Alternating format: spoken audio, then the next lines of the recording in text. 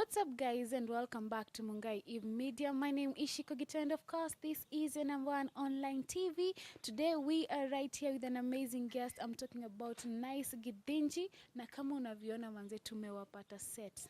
It's evening, and they are about to spend a night in here. Siku rahisi. Siku rahisi. Cinema sio lifestyle. But tuko poa? Yes, I am. Asante sana kwa kuja. Nice to meet you. Yeah, maybe to let me say wale ambao the few that don't know you. Introduce yourself officially. All right, my name is Nice Githinji. I am a performing artist, ideally actor, producer, director, and an acting coach.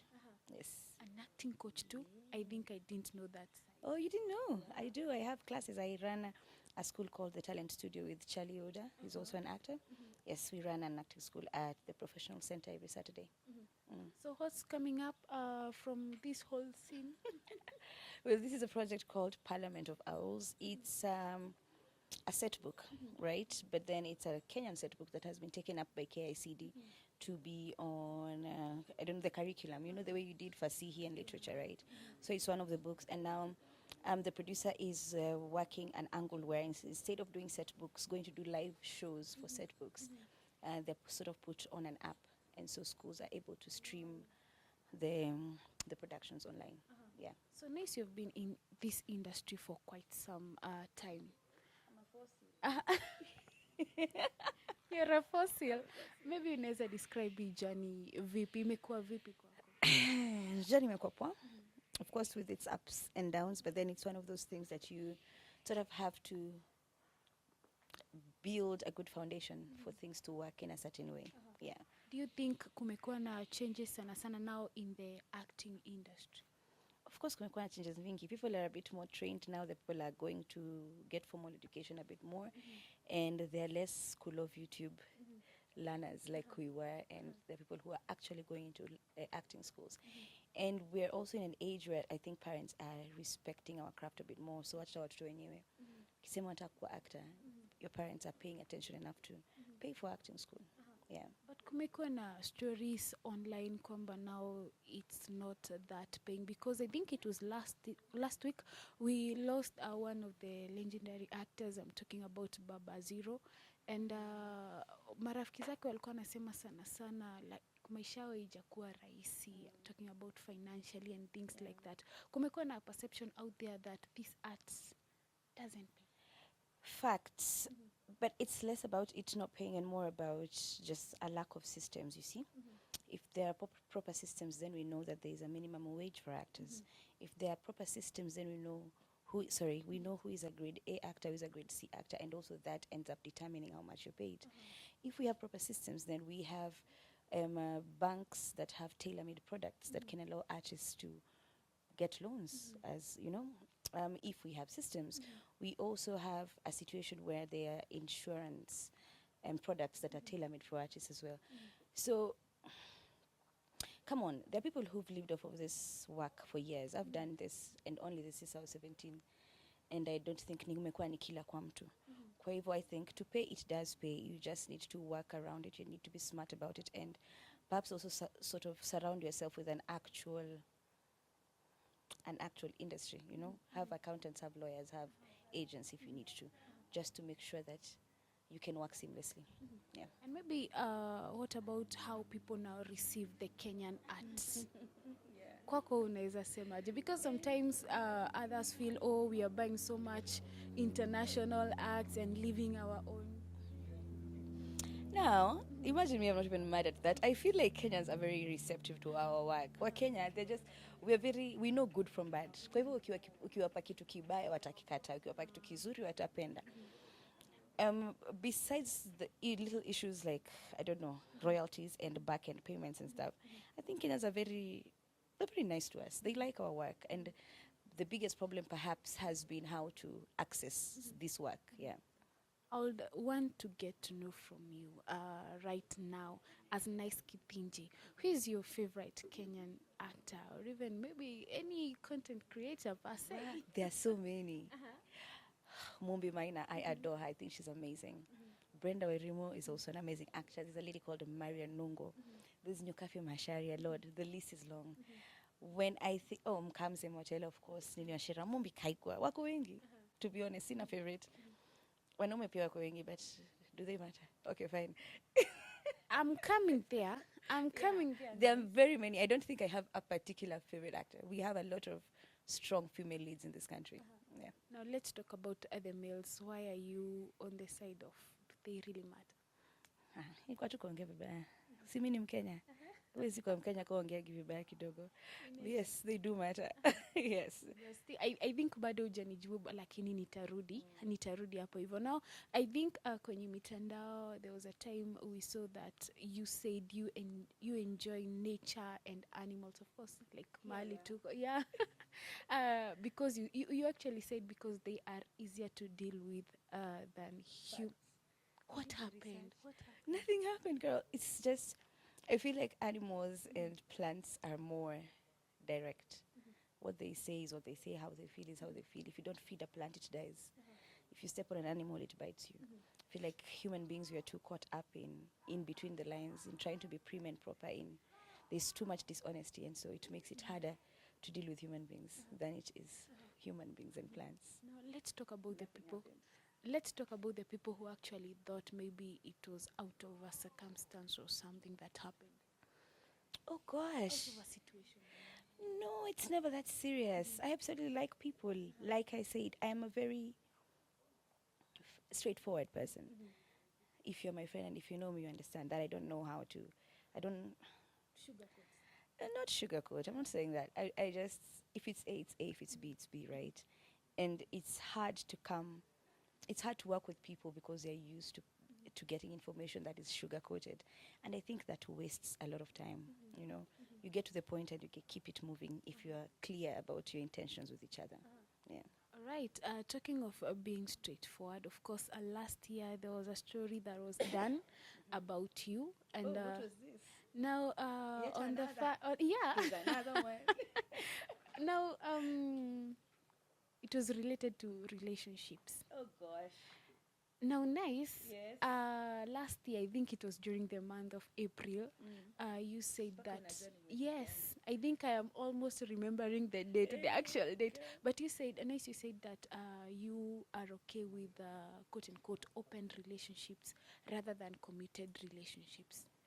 I want us to know maybe ilikuwa kutoka lini ndo ukamua now I think this is what's best for me. Last year or it was way before? It was, I can't remember when, but the decision probably came from a string of relationships that I had, which were useless, to say the least. I know they say you learn something from everyone, and I think it was a matter of I kept on repeatedly being shown by the universe the kind of partner to not have. Yeah.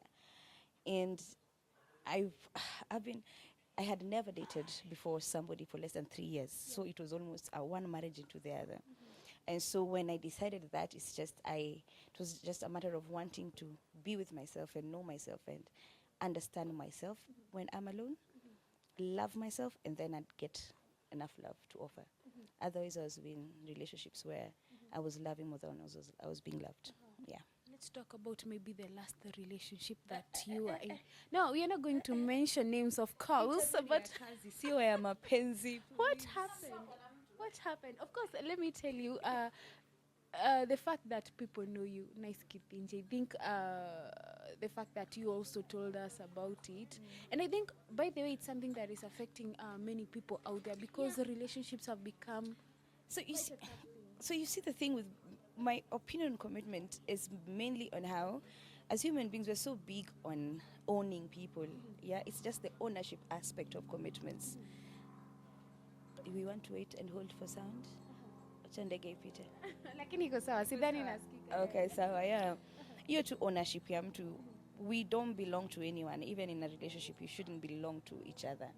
And that is what makes me averse to commitment. Yeah. Now, talking of that, last time you did an interview and you said that maybe your partners were maybe not sure ama hawako wanajua kwamba si wao peke yao. Don't know kama sahi, like what happened after that? Nothing happened. I'm not a liar, you see. So nothing happened. what I said is what I said. It was the truth, isn't it? Yeah. And what would you say about the current day relationships? Because we have seen a lot of stories. Mara watu wanauana sababu ya mapenzi. Kudanganyana, I think tukidanganyana ndio sababu tunaumizana. Nikisema hello, Shiko, meet Shiko. Shiko is my girlfriend, Jack there is my boyfriend. Guys meet each other, we are running this communally. I think you would all live your lives knowing what's what, whether you want to stay or go. But the fact that we say you're my only one and then I still go around and fool around, it hurts people. Yeah, inafanya tunatoleana hasira.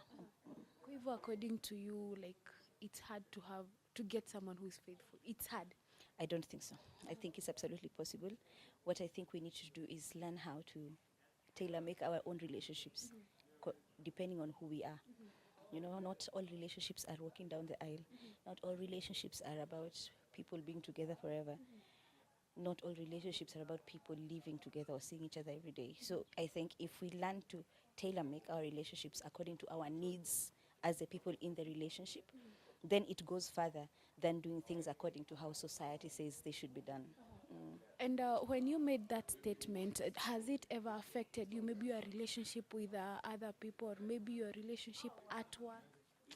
No, it has not. Nothing has changed anything. Nothing really. Yeah. People judging you? No, if they do, I don't hear them or I don't notice it. They are not in my purview. Yeah, I suppose. So I haven't noticed or heard. Is it something that you still practice? Maybe. Are you asking if I am in a relationship or I am still seeing multiple people? Yes. Yeah. Hebu vile umengoja vizuri. Najua hata watu wanawatch hii interview wanangoja kusikia. Because let me tell you, hii issue ya relationship is a topic ambao kumaliza ni ngumu. This is the thing. I'm very honest and I would like to answer you honestly. Okay? Sipetaki kudanganya. However, I have two rules. I say I want to love silently and make money silently. And I choose to not have those conversations out there. If it's about general things, yes, but then if it's about my personal finances or my personal love life to a point of being direct about something, I would rather not. Quiet love and quiet money. I'm for that. Yes. But it's already out there. We just want to know maybe whether it's something that you still practice or maybe it's something that you opted. Okay, I still practice, but someone is trying to confuse me into stopping to practice it. Yeah. This means you're seeing someone who you feel like you can be committed to. This means I'm seeing someone who thinks that I probably could be committed to them. Yeah. Something you'll give out that on? Or maybe how far? Wacha mwaka iishe. Birthday yangu iko tarehe 25. Wacha tuone niki. Yes, wacha tuone by that time nitakuwa na feel aje na maisha. But I don't know. A step at a time. Yes. All right. I don't know, guys, what you have to say about it. I know it's something that this interview has been about my relationship. She tricked me. Okay, I thought it was about my work, but here we are talking about love. We are not yet done. Not yet done. It's okay. No, go on, please. But anyway, as we maybe wind up that topic on relationship, what would you tell the youth out there? About what? These kids know everything nowadays, to be very honest. They've come into they're in the information age. I don't think there's anything new I could tell them that they don't know, besides the fact that, I don't know, do things because you want to do them. Don't do them because you see them being done or because you want to mimic someone. Just be the best version of yourself. Yeah. All right. Let's go back to the industry because you say the interview if I were a job. But a lot has been happening, of course. We have a minute. Tumekuwa tukiona mambo mengi yakifanyika kwenye mitandao, and of late we have seen the story of Crazy Kena and the crew with the stories maybe wame break up, things like. Familiar with that? You've not seen? Sijaona, niambie tu. So what happened? Of course, we all know Crazy Kena works with a group of people, but kumekuwa na rumors, their contracts were terminated, mara sijui wamekosana within them and things like that. Okay. Is there a question? Yeah, what would you say about that? Of course, Crazy Kena, watu wengi wanamfuatilia, watu wengi wanapenda content yake. So that's a good question. So I co-founded a theatre company called Shows from Africa with an actor called Nyokafe Masharia. And once in a while we do master classes and workshops. The last one we had invited somebody from Centonomy and an IP lawyer to talk to us as artists about money management and contracts. And this crazy Kena sounds like one of the things the IP lawyer told us. She's called June Gashui. And she mentioned that the biggest problem we have is that we don't plan for success. So tutakutana na wewe tuseme shiko tufanye hii job tuone vile itaenda. But then if we meet and plan for it to be successful and for it to blow out of proportion, then from the get-go we will protect ourselves with contracts and with money and with what happens in case we become a big deal, right? So maybe that was one of the biggest issues. They started it as a labor of love, then it became successful. Now walikuwa make deals za ubeste. And you know, with money things always just mess things up. Yeah, so I think just walk into every relationship with a contract, even if you're friends, you know, just a contract, it's fine. It just shows that you have respect for each other's work and each other's job inside the project, yeah. Now, as nice being in this industry for some time, do you think that could mess up a lot of things, or even rather the whole Crazy Kena brand? No, because hao ndio wanajua kule walianziana, they know what they started, how they started, and where they wanted to go. At the end of the day, I feel like these are people who have their relationship, wanajuana vizuri, and so it'll end amicably, I'm sure. Either wasaidiane kupata followers by kukosana and causing more drama in the, you know, in the media. Or do you think it's healthy? Listen, listen, healthy and unhealthy are very relative things as far as entertainment is concerned. What might be healthy for me might be very unhealthy for you. So you can't really say that. So in short, kuna mtu at again, kuna mwingine at Exactly. Ni kama tukiwa na sex scandals. Kuna mmoja mwenye kila mtu ende hiyo gig kutaka kuona ai huyu ni nani, kazi yake inajengwa na sex scandal. But huyu mwingine anakuwa cancelled out altogether. So it's neither here nor there thing.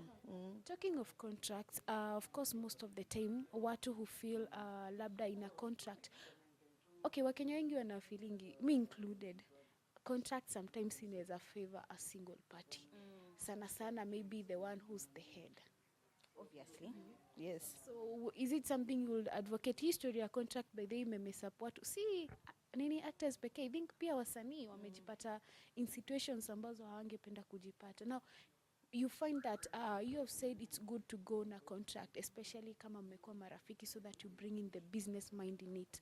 But now contract sometimes inapata watu in situations wako wanataka, and I think Wakenya wamefikia place they are not preferring this contract. Pia kwa sababu unajua, like the first conversation we were having about the industry, talking about systems zetu hazijakuwa.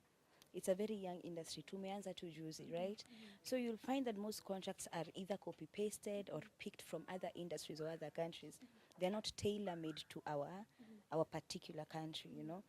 So maybe the more we try to create proper systems, the more we'll find contracts that have clauses that work for us as Kenyan artists. Yeah. And maybe what would you tell the team, the Crazy Kena team? They were doing good together. Yeah. Things happened. Ungependa kuambia nini? Easy come, easy go. Just don't forget the people who are with you when you started. Yeah. That's what's most important. Yeah. Last week, you had something, Palivo National Theatre. Yeah. I think this is what tulifaa and I don't know. I thought this is what it was about, but I think this set And that, yes, okay. It was actually among my first questions, but anyway. So, ebu tuambie maybe kwa yule ambaye hakupata hiyo time. So, there is a film that premiered this past Saturday on Showmax that I star in with Joe Kenywa from Jora Uba and Steve Matias, who's over there doing his SFX makeup, and who else? Diana Luvanda. The film is about, you remember this show called Busted for couples?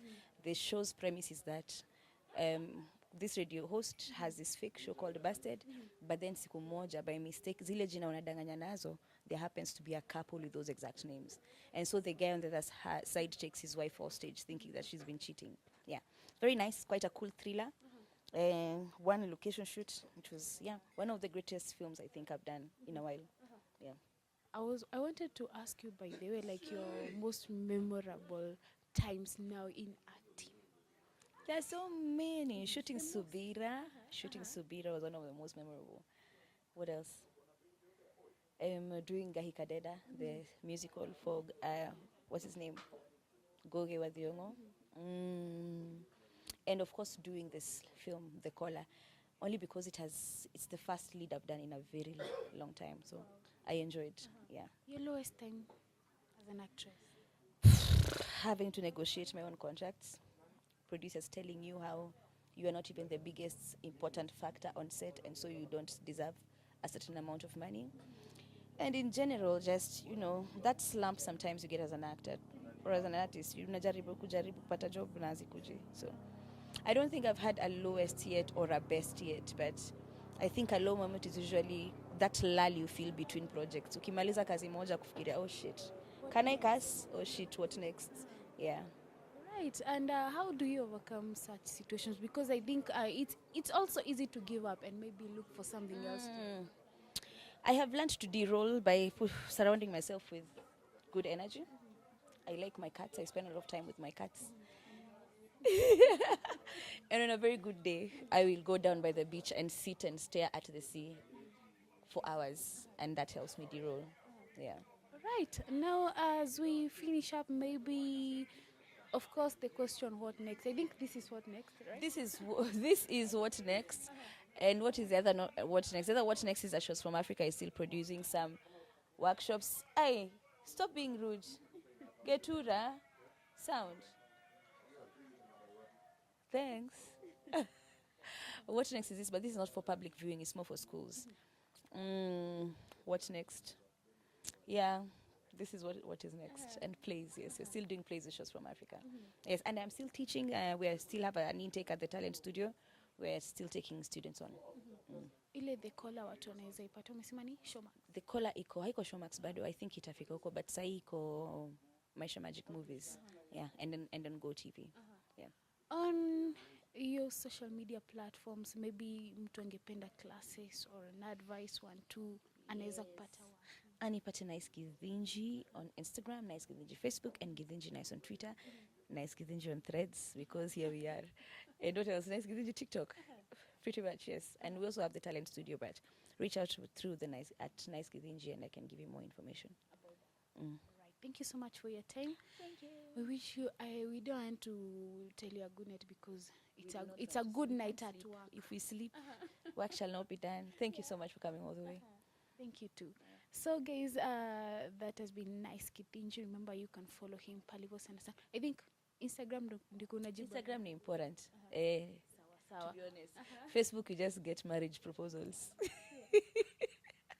So thank you so much guys for watching this video. Until next time, I've been your host Shiko Gitau. On all platforms you can find us at Mungai Eve Media. You can find me too at I_am Shiko Gitau. Remember, it's Nice Githinji. Instagram ataweza kujibu haraka.